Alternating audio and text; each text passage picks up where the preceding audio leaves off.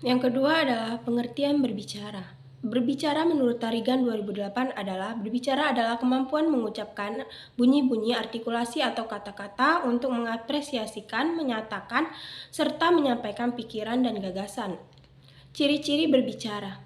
Berbicara adalah beberapa ciri keterampilan dalam berbicara. Satu, suatu untuk komunikasi lain. Yang kedua, salah satu ragam bahasa yang bersifat produktif digunakan untuk mengungkapkan perasaan. Tujuan berbicara. Ada beberapa tujuan dalam berbicara. Satu, berbicara untuk menghibur. Yang kedua, berbicara untuk menginformasikan. Yang ketiga, berbicara untuk menstimulasi. Dan yang keempat, berbicara untuk meyakinkan. Yang kelima, berbicara untuk menggerakkan. Fungsi berbicara. Berikut adalah beberapa fungsi dalam berbicara, antara lain: 1. Berbicara memungkinkan pembicara untuk mengungkapkan pikiran dan gagasan. Yang kedua, berbicara dapat dijadikan sebagai mata pencaharian. Berbicara membuat seseorang menghibur orang lain. Berbicara memiliki kemampuan untuk mempengaruhi atau meyakinkan orang lain.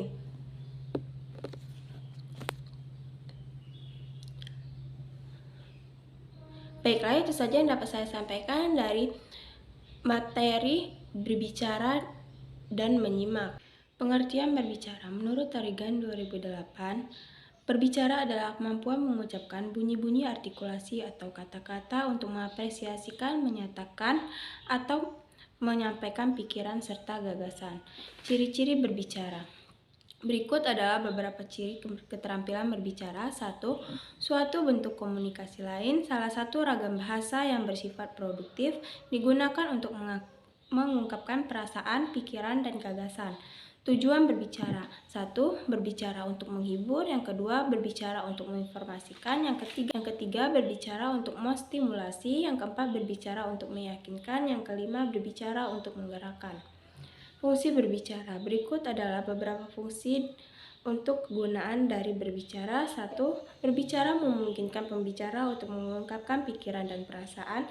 Yang kedua, berbicara berfungsi untuk melatih kepercayaan diri. Kedua, berbicara berfungsi untuk melatih kepercayaan diri. Yang ketiga, berbicara dapat dijadikan sebagai mata pencaharian yang menjanjikan. Saya akan menjelaskan tentang masalah belajar dan transfer belajar, lupa, jenuh, kesulitan dalam belajar dalam mata kuliah strategi pembelajaran.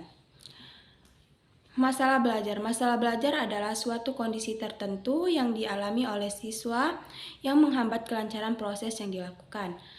Jenis-jenis masalah belajar. Siswa yang mengalami permasalahan dalam belajar yaitu sebagai berikut: siswa yang tidak mampu mencapai tujuan belajar atau hasil belajar sesuai dengan pencapaian teman-teman.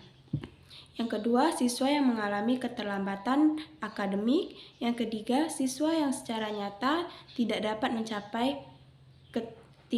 mencapai kemampuan sendiri. Yang keempat, siswa yang sangat lambat dalam belajar. Faktor-faktor penyebab masalah belajar. 1. Hal-hal yang berpengaruh terhadap proses belajar. Ada dua faktor yang penyebab masalah belajar, yaitu 1. Faktor internal belajar, yang kedua faktor eksternal belajar. Faktor internal belajar adalah dalam belajar siswa mengalami berbagai masalah. Jika mereka dapat menyelesaikannya, maka mereka tidak akan mengalami masalah atau kesulitan dalam belajar. Yang kedua, faktor eksternal belajar. Proses belajar didorong oleh motivasi intrinsik siswa. Faktor-faktor penyebab masalah belajar. 1. Faktor internal siswa, yakni hal-hal atau keadaan-keadaan yang muncul dari dalam diri siswa itu sendiri. Yang kedua, faktor eksternal siswa, yakni hal-hal atau keadaan yang datang dari luar diri siswa itu sendiri. Transfer belajar, lupa, jenuh, kesulitan dalam belajar. Transfer belajar. Pengertian transfer belajar adalah pemindahan atau pergantian keterampilan hasil belajar dari satu studi ke studi lain. Faktor-faktor yang berperan dalam transfer belajar, 1. Proses belajar. Kedua, hasil belajar. Ketiga, bahan atau materi bidang studi. Yang keempat, faktor-faktor subjektifikasi di pihak siswa. Yang kelima, sikap dan usaha guru. Lupa dalam belajar. Pengertian lupa. Menurut Gulos 1982 dan Reber 1988 mendefinisikan lupa sebagai ketidakmampuan mengenal atau mengingat sesuatu yang pernah dipelajari atau dialami. Kiat-kiat mengurangi lupa belajar. 1. Overlink belajarlah, yaitu belajar dengan melebihi batas penguasaan. Yang kedua, extra study time, tambahan jam pelajaran, yaitu upaya penambahan alokasi waktu belajar atau penambahan frekuensi keakraban. Yang ketiga, menarik device muslihat memori, yaitu upaya yang dijadikan alat pengajar mental. Jenuh dalam belajar. Jenuh secara harfiah adalah padat ataupun sehingga tidak mampu lagi memuat apapun. Faktor-faktor yang menyebabkan jenuh: seseorang yang kehilangan motivasi, munculnya kebosanan atau boring, dan keletihan. Cara-cara mengatasi jenuh: temukan hal-hal yang baru, terus-menerus, terus belajar, kreatif dan proaktif, alokasikan waktu. Kesulitan dalam belajar.